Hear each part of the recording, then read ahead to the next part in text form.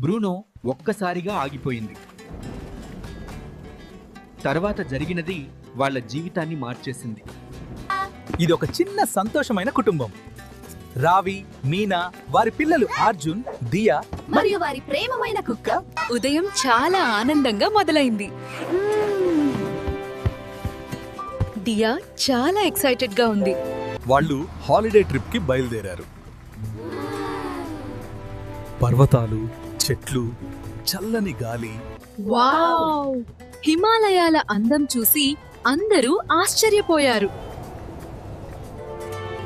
వాళ్ళు క్యాంప్ ఏర్పాటు చేసుకున్నారు. అన్నీ బానే ఉన్నాయి. కానీ ఒక్కసారిగా బ్రూనో ఆగిపోయింది. ఏదో వింతగా అనిపించింది. గాలి బలంగా వీచింది. ఆకాశం మబ్బులతో నిండిపోయింది.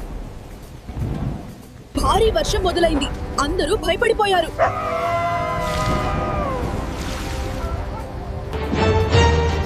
బ్రూనో మనల్ని కాపాడాలని చూస్తోంది. వాళ్ళు వర్షంలో పరుగెత్తారు. ఎక్కడికి?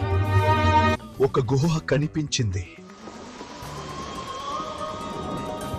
వాడు లోపలికి వెళ్ళగానే బయట తుఫాను ఇంకా భయంకరంగా మారింది. బ్రూనో లేకపోతే మనం ప్రమాదంలో ఉండేవాళ్ళం.